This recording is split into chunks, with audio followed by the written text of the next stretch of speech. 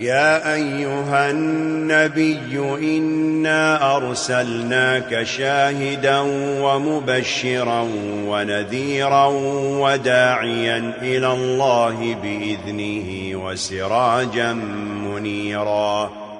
Bismillahir Rahmanir Rahim. I begin in the name of Allah, the most merciful, the especially merciful. How was the Prophet, peace be upon him, with his neighbors? And this is a very beautiful question, because the Prophet, he says something very profound about this matter. He told his companions, he says, none of you truly has faith. None of you is a true believer. Listen to this. None of you truly has faith. None of you is a true believer until what? Until he loves for his neighbor what he loves for himself.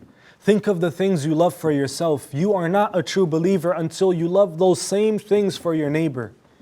And this is something very profound. Many of us, we don't even know the names of our neighbors. Many of us, when we pass by them, we don't even wave at our neighbors. And Ibn Rajab, one of the big scholars of Islam, a contemporary scholar, or a classical scholar, he says about the neighbor, he says, if he seeks your help, help him. If he asks to borrow money, loan it. If he becomes poor, then give him. If he becomes sick, then visit him. If something good happens, congratulate him. If calamity strikes, then console him. If he dies, then attend his funeral. And imagine all of these rights that, the Prophet, peace be upon him, ordered to give to the neighbor. And the Prophet, peace be upon him, he actually said that when Jibreel, the angel Gabriel, came to me and was telling me the rights of the neighbors, all of these rights, he was mentioning so many rights to the point that I thought perhaps the next thing he will say is that the neighbor should inherit from me. Right?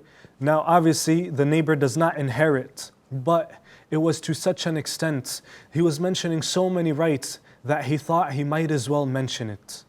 Right? This is the relationship, this is the closeness, this is the relationship that the neighbors must have. But unfortunately, many of us do not have. And I want to point something out, that your neighbor is not necessarily your family member.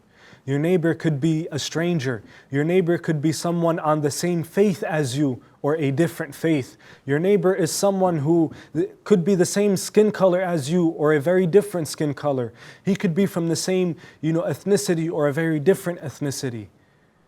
But no matter what ethnicity, no matter what skin color, no matter what language they speak, man or woman, old or young, no matter the circumstances, if they are your neighbor, as a Muslim, if you want to truly achieve faith, you have to love for them what you love for yourself. And you have to give them when they need. And you have to, if they become sick, visit them. And if a calamity, befalls them, console them, and so on and so forth. I ask Allah to grant us understanding and to guide us. Wassalamu alaikum wa rahmatullah. يا أيها النبي إنا أرسلناك شاهدا ومبشرا ونذيرا وداعيا إلى الله بإذنه وسراجا منيرا.